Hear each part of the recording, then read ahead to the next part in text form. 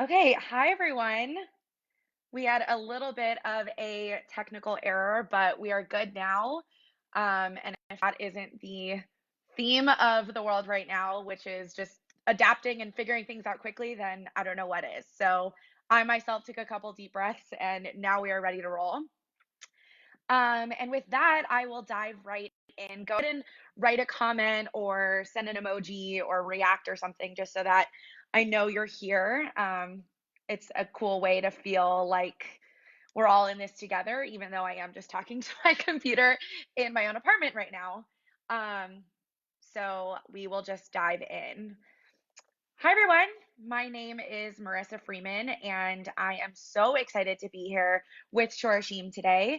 I can share a little bit about how this came about.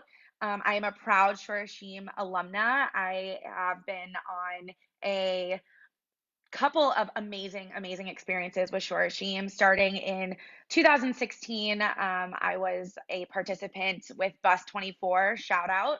And then I was a leader with Bus 101 in the summer of 2017. Quick shout out to the birthday girl, Leah Steinberg, who was a co of mine. So yeah, that is my connection to Shorashim. And beyond that, I'll share a little bit else about myself. Um, you may recognize me as a one table family member. We really do consider ourselves a family. I have been on the one table team for almost 4 years. I have transitioned out of working as the Chicago field manager and now work on our expansion and development team. So bringing more Shabbat to more people. But today's not about Shabbat. Today is Wednesday, and we're going to do some wellness and mindfulness practices together. And I'm excited to share with you that in addition to all of the wonderful things that I'm able to participate in with the Jewish community, I am also a mindfulness consultant. Actually, my educator to become certified is someone we all know and love through the Shorashim world. It is so it has been so much fun to become a certified consultant with Erin Doppelt, who was actually on a live stream last week. And I see Tori Green just joined, who is a friend and colleague and fellow Tiger King fan. So we can do another live stream about Tiger King. But Tori was also on here last week doing a musical performance, and I'm honored to be on this roster. So, with that, I am just going to allow us a minute to ground and reset and really frame why we're here today. We're going to be together until 12 o'clock Eastern. And as much as I am excited to dive in and hear all of the things from you all, that's not so much an option today. So I'm going to share some mindfulness and wellness practices and concepts as we are navigating these strange times together. But first, I want to just take a moment to name that Shorashim has done some incredible work to allow us to come together and be better together. By now, you've probably seen photos of reunions on Zoom and or FaceTime or whatever it is, and it's just such an incredible reminder of the experiences that Shorashim offers as a participant, as a leader. I was able to be a Birthright Israel Fellow and then come back with Shorashim to participate, or excuse me, to lead a trip. And those memories really do last forever. In fact, I was just texting someone from my bus this morning, so it feels really great to be here. But this idea of better together is so powerful and something that we can really hold true right now, even though the distancing is making it physically impossible for us to be better together. And I just want to name that, like within the Jewish world, a lot of times our reaction to chaos, to tragedy, to sadness, to mourning, what grief, whatever it may be, is to gather by the masses. And when that's not a option, we have to pivot and think about how can we look internally and find a way to be better together from a distance, but really better together because we're all bringing forth the best version of ourselves. And that's not going to happen overnight. It might happen over the course of, the next month or so when we're all dealing with this reality. But for today, I want us to frame better together as a goal that we can work towards once we've put the time in to be better within ourselves. So with that, I invite all of you to get comfortable, sit however you feel like you can be present in this moment. Maybe do not disturb your smartwatch or computer, phone, whatever it is. And really, I want to just invite you to be present in this space. That means showing up as you are. Maybe you're still in your PJs. Maybe you just did an at-home workout. Maybe you just had chocolate for breakfast. Doesn't matter. Um, we are all on a spectrum of a wellness practice. Someone just reacted with the love for chocolate for breakfast. So maybe you'll also have chocolate for lunch, in which case I will join you. Um, but as we're all on a spectrum of a wellness practice, we can name that like you could be a yoga instructor and fully connected with your chakra system, something I'll refer back to in a minute, or you could be completely on the other side of the spectrum and a noob to all sorts of internal work. And I just want to say that wherever you fall on that spectrum is valid, and it means that you have something to learn, but it also means you have something to offer. And what I'm going to share with you today is actually a result of me doing this work internally. So if it resonates with you, then let's for sure connect later and dive in on that. Okay, cool. So to start, I want everyone to ground your feet and just put both feet on the floor and then place your hands on top of your thighs. Take a minute to roll your shoulders up and back, and you might even feel or hear some cracks happening in your upper back if you've been hunched like this over your laptop all morning. I know I have, so this feels really good.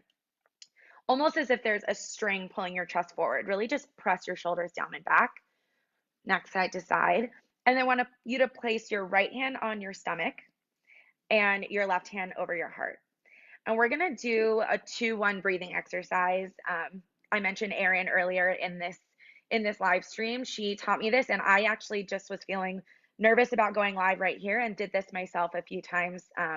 So this breath work is really intended for an opportunity to slow down your breath, but also slow down your brain. It's one thing to take a deep breath. It's another to breathe intentionally so that you can really slow down your central nervous system and allow yourself to dive deep and clearly into some inner thought. So close your eyes if that feels right for you. And I'm just going to narrate as we go. I want you to inhale, fill your belly, press into your lower hand. Inhale again, feel your chest fill, and then exhale. Nice and loud. I can't hear you, so no judgment on how deep of an exhale you need. Inhale, fill your lower, and then fill your upper. Exhale. We're going to do that a few more times. Inhale, fill your belly, fill your chest. Exhale. 3 more times. Inhale, inhale, exhale. 2 more. Inhale, inhale,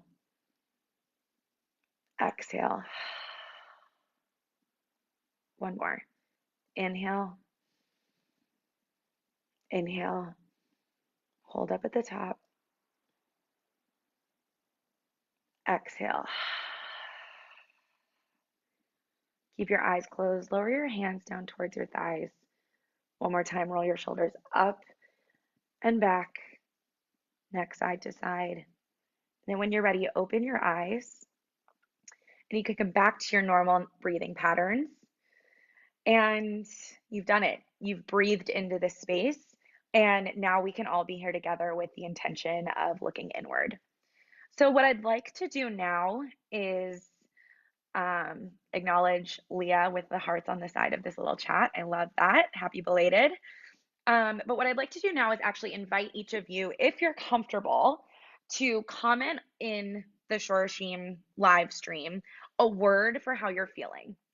If it's overwhelmed, giddy, happy, sleepy, any other of the 7 dwarfs that you want to name, I'd love for you to just share here or write it down in front of you and just really marinate on that word and understand that it's a totally normal feeling to feel whatever it is. I myself before this was feeling nervous. Now I'm feeling grounded because we just did breath work together and feeling present and here, but a handful of people, if you wouldn't mind just sharing a word that you're feeling so that we can check in on each other, take each other's temperature. As of right now, there's 22 of us on this call. That's 22 people that you just breathed with. So feel free to share as you sort of walk into this space. So maybe you're writing it all on Post-its or on a mirror with an Expo pen, whatever it is. I can trust that you guys are writing this word down. I want to dive in on a concept that's really been speaking to me for the last probably about the last 4 months. I had the pleasure of doing some learning with AROT, the Center for New Jewish Learning, and my educator in that program, Rebecca Minkus-Lieberman, was really clear with me about a concept that is something that I've been just holding on to, and it's called the mountain versus the well. And I want to name, I'm not a rabbi, I am not a Jewish educator, I do not have a master's in Jewish education, but hopefully that means that there's some hope out there for people that aren't necessarily, masters of this, that could find a connection to this concept of mountain versus well learning. And give me a like on Facebook if you've heard this before. But I'll dive in. So mountain versus well learning comes from a wide variety of Hasidic teachings that speak to the idea of accessing your inner Torah, or bringing it more to the conversation as a result of experiencing Torah from the mountain, which is what I'll get into right now. So mountain Torah, think of it as, we were given the Torah at Sinai as a Jewish people, and that was prescribed to us as a guideline, as a way for us to go about our lives, treat each other, follow different laws, and really perform Jewish acts. But the idea that pairs well with this mountain Torah is Torah from the well. And that comes from within. And what happens is we absorb Torah from the mountain and we react to it based on our life experiences, based on our challenges, our wins, our Netflix queue, whatever it is happening in your own human experience is something that interacts with this idea of Torah coming down from the mountain and helping us to guide ourselves. But where they meet in the middle is really a powerful place. And it helps me to kind of visualize like mountain Torah from the mountain coming down, and then Torah from the well coming up, and it sort of meets like right in this section, right at your heart center, and then also into your mindfulness practice, which obviously lives in your brain, in your mind. So I want to share with you a writing that kind of frames this. So I'll share that now, and then I can post it on this channel later. So Imre Emet is a Hasidic sage, and he had to say this: the forefathers were the strength of the Torah, as they were all well diggers. And Isaac forged a new path, for every one of the forefathers had his own unique way in Torah. And in the same way, every soul among Israel has her own unique way through Torah and unique path to come to know God. And each person must dig and uncover this way. Okay, I said it before, I'll say it again. I'm not a rabbi. In fact, I have not the best memories of Sunday school or diving into Jewish learning as a kid. But this particularly resonates with me because it's this idea that we have as much to offer in times of chaos as this idea of mountain Torah does. So how does that apply as a mindfulness practice in COVID-19 or the era of coronavirus or the era of Tiger King, whatever you want to call it this time? Can you tell that I'm obsessed with Tiger King? It's really becoming debilitating. But as we are navigating these times, I think it's a really beautiful opportunity for us to explore the well Torah. What's coming up? What are we learning from ourselves?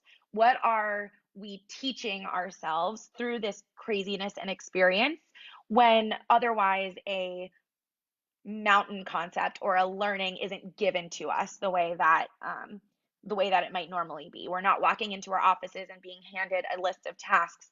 We're not out and about and picking up on social norms that sort of imply the way that the world should work. but rather we are enclosed in our homes and safe inside and having to really tap into this well learning. So I'm going to pose some questions to the group, and then I'd like you to all just take a moment and absorb them. I'll again post them into this here so that you can kind of think of that as homework. And I'd be interested to hear as you're absorbing this, um, how you're feeling like you learn from yourself in these times. So as we go, feel free to jot this down. I'm curious, what have you found out about yourselves since quarantine? In other words, what has come up in your well since quarantine started?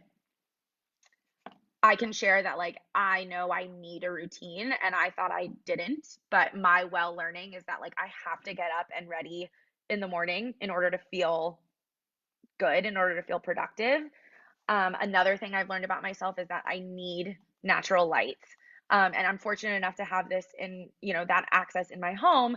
But as I continue to navigate through this crazy time, I know that, like, huddling into a dark place isn't going to happen, isn't going to be productive for me.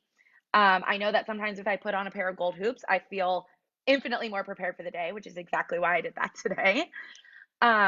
So really, really think about that. What have you found in your well since quarantine started? So we're already coming up on it almost being noon.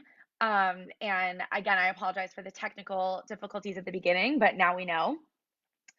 So I want to spend these last few minutes first by inviting you to ask any questions in the comments, and then also diving into the root chakra, which is, the chakra system is something that I mentioned earlier on, and I want to dive into that because it's a really beautiful, a really beautiful concept. So the chakra system, sometimes it's pronounced chakra. It's a Sanskrit word, and it really means like wheels of energy that sit in certain spots within your body along your spine as a way to feed your actions and your needs throughout your day. So we obviously don't have time to dive into all of them. I have been, studying this now for a while, and I've only scratched the surface. There's so much out there, and I can share some resources on good places to find like Chakra 101 work. But what I want to focus on today, specifically because we did the 2-1 breath work at the beginning, is the idea of your root chakra. So your root chakra sits at the bottom of your spine, and it's the first of this complex sequence of energy resources that are these wheels along the chakra system. There's 7 of them. And the reason that this system is so complex is because you are complex. Every day you wake up and you are surrounded by a new set of thought, a new set of concern, a new set of gratitude, whatever it is, you are complex, and this can be a constant within you, this system, but it's really key that you hold on to being centered and coming back to this system, knowing and setting the intention that every day is going to look a little different. So your root chakra, like I said, lives at the base of your spine, and it holds feelings of security, of safety, of survival. That right now can feel like food, shelter, sense of grounding where you are, but it could also feel like the ability to center and remind yourself that we're going to get through this weird time. You have practices at your disposal to center and ground into this root chakra.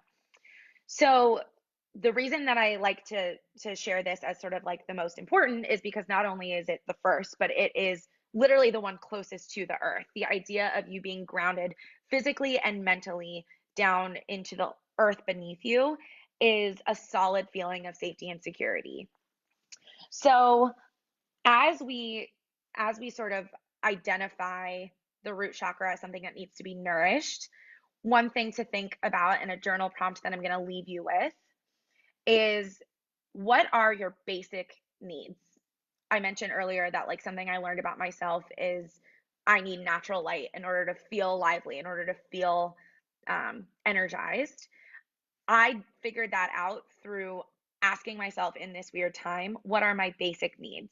And it can be anything. It can be 15 minutes in the morning to watch The Office on Netflix, be a glass of cold water next to you at all times. It can be cuddling with your puppy. It can be a 15-minute walk, a 60-minute walk, whatever it is. The idea of your basic needs is unique and complex because you are unique and complex, and no one can mess with you and no one can judge your basic needs because it's just for you. So I'd love to leave you with some, again, light breath work that we're going to do together to close out. Um, Also an invitation to reach out and tell me what your basic needs are. I'm fascinated to learn from everyone, and I think what we can find is that we actually have more in common in our basic needs than we have different from one another, which is a whole other Facebook live stream. And really, I'd like to encourage you all to be gentle with yourself in this time, and know that things are going to fluctuate. This is not normal. And if that means that your basic need for today is different than your basic need for tomorrow, that's okay. But having a grounding practice to ask yourself that question, what is my basic need today? Is it a shower? Is it brushing your teeth before 10 a.m. because it's work from home and things are crazy? Whatever it is, it's yours to keep. So with that, I'll invite you all to come back to the position we were just in. I'll share my contact information on this chat in a bit, but so don't worry about.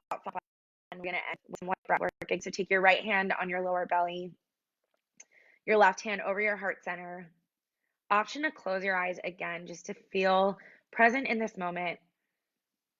And before we start our breath work, I want to give you all a chance to express some gratitude for yourself, saying thank you for making this time for myself. You did it. You took 30 minutes. Inhale into your lower hand, fill your belly. Inhale, fill your chest. Exhale. Inhale, fill your belly. Inhale, fill your chest. Exhale. 2 more. Inhale. Inhale. Exhale. Last one together. Inhale. Inhale. Hold it at the top. Exhale. Place your hands in your lap. Roll your shoulders up and down.